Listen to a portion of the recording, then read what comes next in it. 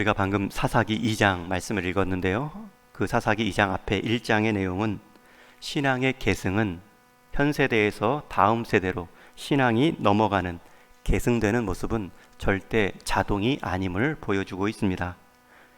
가나안 정복 1세대가 하나님께서 약속해 주신 가나안 땅, 말씀의 순종으로 얻어야 할 땅을 얻지 못하고 여러 현실적인 이유를 들며 정복해서 누려야 될 땅들에서 타협하고 후퇴합니다.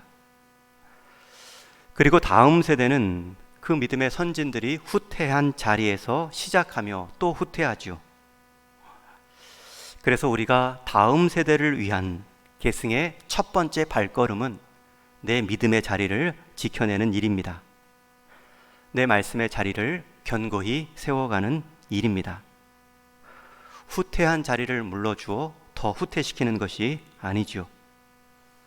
그리고 오늘 이어지는 2장의 내용은 그렇게 영적 계승의 어려움을 당한 자들이 어떻게 살아가는가 전체적인 그림을 그려주는데, 앞에 1장에서는 가나안 원주민들을 다 쫓아내지 못하고 함께 거주합니다. 함께 섞여 삽니다. 그리고 시간이 지나며 나중에는 원주민들에게 쫓겨나는 일들이 일어나죠. 그런 1세대의 모습에서 2세대가 시작됐는데 2세대는 거기서 끝이 아닙니다. 오늘 본문 2장 11절 말씀에 보면 이스라엘 자손이 여호와의 목전에 악을 행하여 바알들을 섬기며, 제가 색깔들을 좀 구별해서 세 부분으로 나눴는데요. 이스라엘 자손은 다음 세대를 포함하는 통칭하는 세대인 표현인데요. 다음 세대가 이제 주류를 이루는 표현입니다. 특별히 이스라엘이라는 말은 출애굽, 광야를 거치며 하나님의 약속의 말씀, 율법을 받고 언약 백성으로 이제 국가의 민족의 틀을 형성합니다. 이스라엘의 기원은 출애굽부터라고 학자들은 말합니다.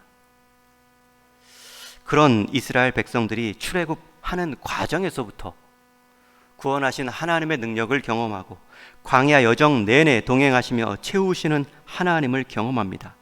그리고 약속해 주신 그 가나안 땅까지 실제로 요단을 건너고 여리고성을 무너뜨리며 얻게 하신 그 땅에서 그 하나님의 능력과 기적을 경험한 그 이스라엘 자손이 누구 앞에서요? 여호와의 목전에서, 바로 눈 앞에서라는 뜻입니다. 지금까지 이스라엘 백성들은 하나님의 눈 앞에서 하나님의 보호하심을 입고 살아온 민족입니다. 우리가 사랑하는 자녀는 눈에 넣어도 아프지 않다라는 말을 하죠. 여러분, 사람의 눈처럼 이 센서가 발달된 기관은 없습니다. 아무리 빠른 물체가 날아와도 눈을 감고 눈 알을 보호하죠. 그런데 사랑하는 자녀들은 그렇게 예민한 센서 안에 넣어도, 그 민감한 자리에 넣어도 아프지 않을 정도로 그 친밀함을 말하는데, 하나님은 눈앞에서 불꽃 같은 눈동자로 이스라엘 백성들을 지키고 먹이시고 대신 싸우시며 인도해 오셨는데, 그 하나님 눈앞에서 보호함을 받은 이스라엘 백성이 그 하나님 눈앞에서 무엇을 합니까? 악을 행하여 바알들을 섬기며, 악을 행했는데 그 악이 무엇이냐면 바알, 이스라엘의 이 가나안의 신들을 섬기기 시작했다는 말입니다. 앞에서는 가나안 땅, 약속의 땅들을 차지하지 못하고 함께 거주합니다. 그리고 오히려 시간이 지나며 그 원주민들에게 다시 땅을 빼앗기고 후퇴하지요. 그런데 다음 세대들은 가나안 신들을 섬기기 시작합니다. 12절 말씀에 보면 가나안 신을 섬긴다는 의미가 무엇인지 다시 한번 설명하는데, 우리 한번 같이 읽겠습니다. 시작. 애굽 땅에서 그들을 인도하여 내신 그들의 조상의 하나님 여호와를 버리고 다른 신들, 곧 그들의 주위에 있는 백성의 신들을 따라 그들에게 절하여. 하나님은 보이지 않는 신이십니다. 그러나 보이는 것처럼 역사하시고 동행하시며 함께 그들 가운데 임재하셨습니다. 보이지 않는 하나님이기 때문에 보는 입장, 이스라엘 백성들이 보지 않겠다고 하면 얼마든지 가려질 수 있는 분입니다.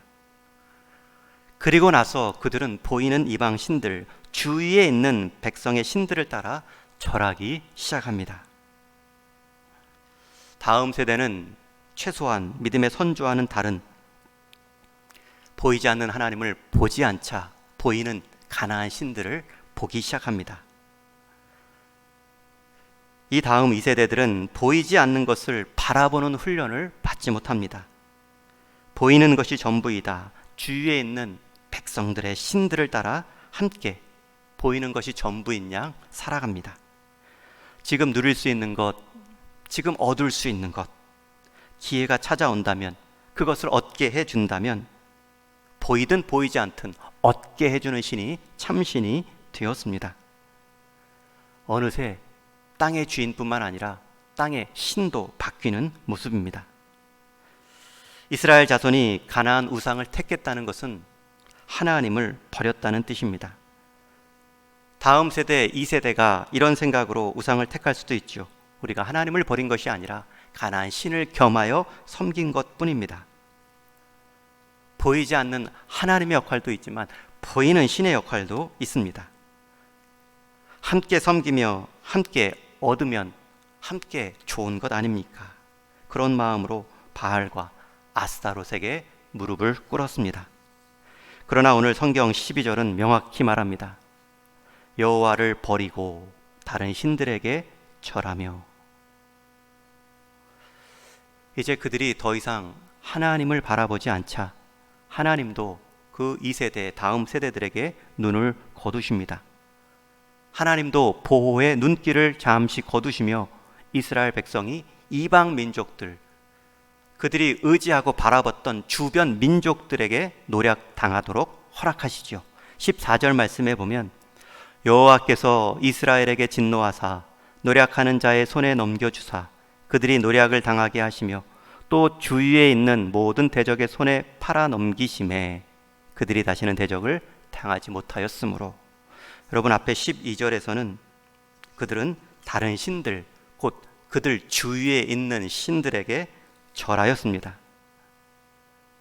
그랬더니 참신, 그들의 참된 하나님께서 그들이 바라봤던 주위의 신들, 주위의 민족들에게 팔리우게 하시고 넘겨지게 하시며 대적 당하게 만드십니다. 이전까지 이스라엘 백성은 하나님의 목전에서 어디로 가든 하나님의 보호함을 받는 귀한 인생들이었습니다. 그래서 애굽의 최고 권력자 바로의 앞에서도, 큰 가로막힘인 홍해 앞에서도, 약속의 땅을 갈아먹고 있는 광야와 여리고 성 앞에서도 이스라엘 백성들은 장소 불문하고 하나님의 보호하심을 입고 사는 민족이었습니다. 그러나 그들이 하나님을 향해 눈을 돌리지 않자 이제 그들은 어디로 가든지 재앙과 노략을 받는 몸이 되었습니다. 그토록 모세를 통해, 여호수아를 통해 에발산에서 시내산 앞에서 하나님의 말씀에 청중함이 하나님의 보호하심이다 교육을 받았음에도 불구하고, 그것을 광야 훈련 40년 내내 경험했음에도 불구하고 그들은 끝내 들리지 않았고요, 듣지 않습니다. 하나님의 소리가 들리지 않자 그들의 신음소리가 나기 시작합니다. 주변 민족들 가운데 노략질 당하며 깜짝 놀라, 화들짝 놀라 고통의 신음소리로 하나님을 찾기 시작합니다. 그때 하나님은 다시 마음을 돌이키시고 긍휼을 베푸시죠. 16절 말씀에 보면 여호와께서 사사들을 세우사 노략자들의 손에서 그들을 구원하게 하셨으나. 여러분, 하나님은 긍휼을 베푸시고 구원하셨으나 또 사사의 시간들이 지나가면 그들은 다시 순종하지 않고 다른 신들을 따라 음행하고 절합니다. 17절에도 그들이 그 사사들에게 순종하지 아니하고 19절에도 그 사사가 죽은 후에는 그들이 돌이켜 그들의 조상들보다 더욱 타락하여. 여러분, 신앙의 방향이 한번 틀어지면 그 틀어진 방향은 좀처럼 회복되기 어렵습니다. 한번 추락하는 신앙은 좀처럼 회복되지 못하는 면이 있지요.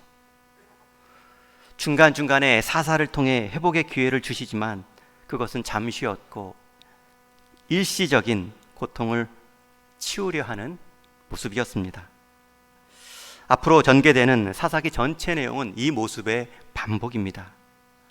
이스라엘의 배교가 있고 그들의 고통 가운데 신음소리를 낼 때 하나님은 다시 구원하시는 사사를 보내 회복케 하십니다. 잠시간의 평안이 있죠. 그러나 평안해지면 다시 시험에 들고요, 다시 이방신들을 찾습니다. 이런 패턴이 계속 반복되면서 나아지는 것이 아니라 더 타락합니다. 그래서 오늘 본문 마지막 21절, 22절에는 하나님께서 이렇게 경고하시죠. 우리 한번 같이 읽겠습니다. 시작. 나도 여호수아가 죽을 때에 남겨둔 이방 민족들을 다시는 그들 앞에서 하나도 쫓아내지 아니하리니 이는 이스라엘이 그들의 조상들이 지킨 것 같이 나 여호와의 도를 지켜 행하나 아니하나 그들을 시험하려 함이라 하시니라.